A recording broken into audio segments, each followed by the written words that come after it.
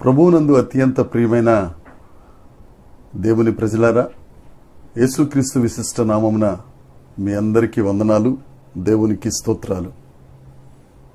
సార్వభౌమాధికారం కలిగిన దేవుడు, యెహోవా అనే జ్ఞాపకార్థ నామము కలిగిన గొప్ప దేవుడు మనల్ని ప్రేమించి మనకు అనుగ్రహించిన ఈ నూతన దినాన్ని బట్టి సమస్త మహిమ ఘనత ప్రభావములు యేసయ్యకే కలుగునుగాక. ఆ దేవాది దేవుడు ఈ నూతన దినము కొరకు మనకు అనుగ్రహించిన దేవుని యొక్క వాగ్దానము కృపావార్త. నిర్గమకాండము 16వ అధ్యాయము 7వ వచనం. యెహోవా మీద మీరు సణిగిన సణుగులను ఆయన వినుచున్నాడు. ఉదయమున మీరు యెహోవా మహిమను చూచెదరు. దేవునికి స్తోత్రం కలుగునుగాక, దేవునికి మహిమ కలుగునుగాక. ప్రభువునందు అత్యంత ప్రియమైన వారలారా, దేవుని ప్రజలారా, ఉదయమున మీరు దేవుని మహిమను చూచెదరు. దేవుడు మనకు అనుగ్రహించిన వాగ్దానం.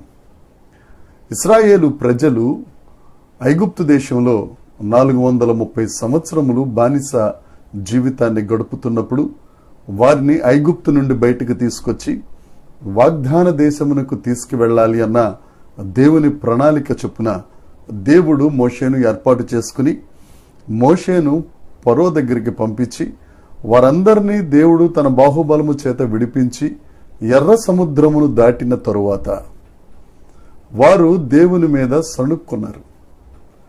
40 సంవత్సరాలు 30 లక్షల మంది పగలు ఎండ దెబ్బైనా రాత్రి వెన్నెల దెబ్బైనా తగులకుండా రాత్రిలో ఆయన అగ్నిస్తంభమై పగలు మేఘస్తంభమై వారిని నడిపించుచుండగా వారు ఆహారం కొరకు దేవుని మీద సణుక్కున్నారు. అప్పుడు దేవుడు మోషేకు ఇచ్చిన మాట, ఉదయాన్న మీరు మహిమను చూస్తారు.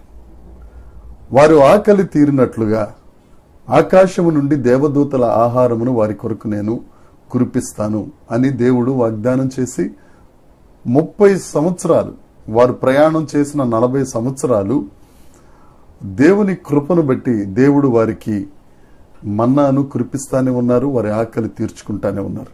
అయినా కానీ అప్పుడప్పుడల్లా వారు దేవుని మీద తిరుగుబడి, మేము కొత్తిమీర తిన్నాము, కేకరకాయలు తిన్నాము, కాకరకాయలు తిన్నాము, మేము అక్కడికి వెళ్ళిపోతాం, మా కొండల దగ్గర మేము కూర్చుని భోజనం చేసిన పరిస్థితి మేము కోల్పోయామే అని మోషే మీద అహరోను మీద వారు సణుక్కున్నారు. అయితే దేవుడి దినాన మనతో మాట్లాడుతున్నమాట, ఉదయమున దేవుని మహిమను చూస్తారు. నువ్వు ఏదైతే లేక బాధపడుతున్నావో, ఏ లేమితో అయితే నువ్వు ఉన్నావో, ఏ కష్టంలో అయితే నువ్వు ఉన్నావో, ఏ ఇబ్బందులు పడుతూ ఉన్నావో, దేవుడు నీతోనే సెలవిస్తున్నాడు, ఉదయమున దేవుని మహిమను నువ్వు చూస్తావు. వారు సణుక్కున్నారు, మనం సణుక్కు అక్కర్లేదు, దేవుణ్ణి నమ్ముకుంటే చాలు. మనమందరం ఆయన మహిమను పొందాలని ఆయన కోరుతున్నారు. మనమందరం ఆయన మహిమను చూడాలని ఆయన ఆశపడుతున్నారు.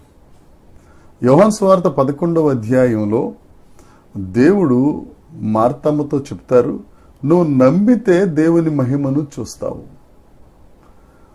మార్తమ్మ నమ్మింది, దేవుని మహిమను చూచింది. ఎలా అంటే మృతుడైపోయిన లాజరు 4 రోజులు అయిపోయిన తరువాత కూడా యేసుక్రీస్తు ప్రభు ఒక్క మాట సెలవిస్తే సజీవుడిగా బయటకు వచ్చాడు.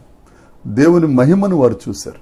అదే దేవుడు నిన్న నేడు నిరంతరము మారనివాడు, ఆయన మన మధ్యన ఉన్నారు.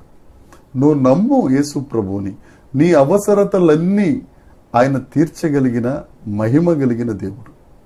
మనకున్న ప్రతి అవసరం ఏదైనా ఆయన మహిమైశ్వర్యము నుండి ఆయన తీరుస్తారు. ఆయన నువ్వు ఉదయంలోనే మహిమను చూడాలి అని అంటే నువ్వు దేవుణ్ణి నమ్ము.